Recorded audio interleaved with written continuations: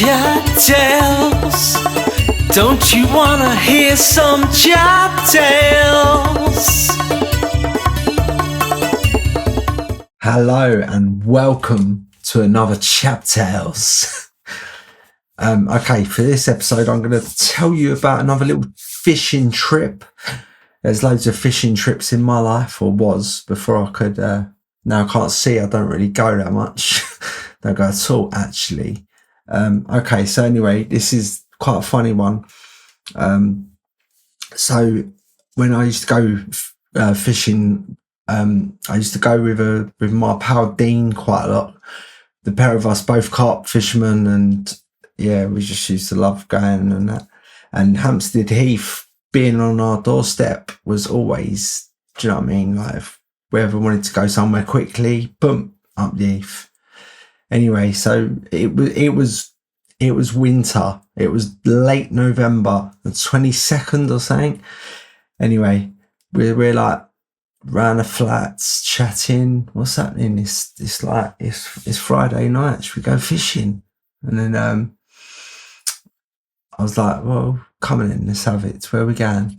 So up the Heath, there's a pond called the Hampstead number 2, which is right next to the mixed swimming pond over on the Hampstead side of the Heath. So we went home, got all our gear ready and that. Dean got his stuff ready, I got my stuff ready, and then I think we got a cab. Like there was a local, this is before Uber took over, but there was a local cab firm, and we used to phone them up and say, look, we're going fishing, need a big vehicle, come and take all our gear up the Heath, and then we will call you to be collected. So me and Dean we're waiting downstairs for the cab, got all our gear, but take us up there where we go to a swim that's known as the Willow on the Hampstead number 2. It's like a corner next to, well, it's right next to some houses, actually, like the gardens of some houses, and out of one of these gardens comes this hanging over willow tree that hangs over the pond, and it's just like very carpy. Yeah. So anyway, so we both set up our tents, bed chairs, sleeping bags, the lot. We was ready for war. Anyway, so we've set up and we're just fishing, and then it's getting darker and it is starting to get cold. Now, about, I don't know, 10, half 10, something like that. It's just too cold to even be outside the tent. So Dean's sort of like, well, look, right, we got the buzzers on. I'm going to zip my tent up and get in my sleeping bag, and do you know what I mean? And I was like, yeah, all right, good idea. So we both do that. So I'm in my tent, and I'm sitting there, I'm in my sleeping bag and that, and I'm thinking, bloody hell, this is meant to be a 4-season sleeping bag. It's like, I'm still fucking freezing. So I was like, all right, sweet. I was like, rummaging in my bag. What gear have I got with me? What other clothes have I got? And I found a pair of football socks that I'd thrown in there, whacked them on. There was like another jacket. There was a couple of waterproof things as well that I didn't need because it weren't raining, but I just thought, you know what I mean, nice layers and stuff might keep the old eating. So I'm sitting there, and I'm laying there. I'm in my bed chair, you know what I mean? And in my bag, my sleeping bag, I've got every bit of clothing on that I can possibly find. Do you know what I mean? Like, I'm even like, I had a flask for my tea, which was warm, and that was in between my legs. in this, like, in my sleeping bag, I've got that in between my legs, and I'm sitting there, and I'll tell you what, I've never been more cold in my life.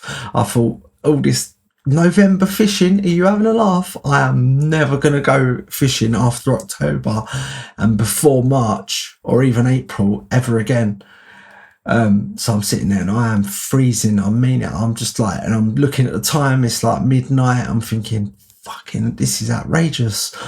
And then in the end, I just thought, I can't take it no more, right? I got out of the bivvy, yeah, and I started running up and down the bank like I was training for a 100-meter sprint or something. And Dean, just like, I didn't even hear a peep from Dean. He's obviously fallen asleep, and he's all sweet as a nut, and he's bivvy, isn't he? So anyway, I'm running up and down. After a while, I got a little bit warmer, and I thought, oh yeah, I'll get back in my sleeping bag now. So got back in my sleeping bag, and I was like, this is just outrageous, man. And I was sitting there, and I was like contemplating leaving, but at that time, my eyes weren't as bad as they are, but I still would struggle to go home in the dark with all my fishing gear, you know what I mean? So I was like, this is outrageous. I was even thinking about just saying to Dean, I'm going to come get your sleeping bag with you. Anyway, that never happened though, sadly. No joke. Yeah, so I was just in this sleeping bag, and I am freezing. It was outrageous. It was like proper freezing. And I'm sitting there and I'm watching the clock thinking, come on daylight. But obviously in the winter it ain't getting light until like 8:30 in the morning. And I don't know how I did it, but I managed to get through to about 8:30 in the morning. And then I was like, that is it. That's it, finished. I'm off ski, mate. So I started packing down all my gear, packed the bivvy down. I packed it all up. Do you know what I mean? Like I had quite my rod bag, a massive bag, and then I had my bed chair. My bivvy was in the bag, yeah, in its bag, in the bag.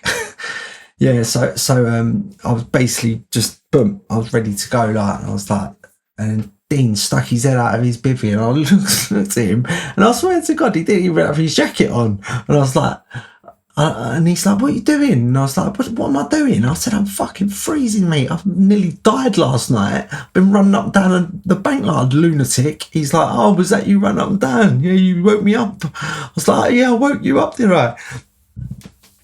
And then he was like, oh, well, what are you doing? Because you said we was going to stay here 2 nights. It's Saturday now. We're staying tonight as well, aren't we? And I was like, you're having a laugh, mate. I said, I can't stay here. I'm freezing. I said, that's it. November fishing is off the Richter scale for me, mate. And he was like, oh, come on, John. Come on, please stay. And I goes, Dean, seriously, brother, I can't do it, mate. I cannot do it. And then I said, I'm going to go, all right. And then he was like, oh, all right. He said, hang about. I'll pack up and we'll call a cab, yeah? And I was like, all right, sweet. So hung about, he packed his gear down and all that. Like, neither of us had caught anything either, you know what I mean? It was probably too cold for the cart. They buried themselves under the mud at the bottom of the pond. But yeah, so he packed down and he's like, oh God, man, we could have done another night. I was like, oh, you can still do another night, mate. I just won't be next to you. And yeah, but it was outrageous. But you see carp fishermen are proper, you know what I mean, proper on it, like fishing all year round. Like, it's like up the heath and on the old swimming ponds, you see them jumping in at Christmas Day. Like, it's like, fuck that. And I was just like, no, this is not me. I am not a winter fisherman, I'm sorry. But his bivvy must have been better than mine. I think mine was a Witchwood bivvy and his was made by Fox. So maybe Fox make warmer bivvies, and maybe actually his sleeping bag was better than mine.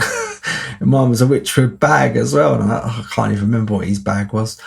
But yeah. But oh God, some people, soldiers, mate, they can just do it. You know what I mean? Me, bit of a wuss when it comes to the cold. But yeah, okay, well, I hope you enjoyed that little short one.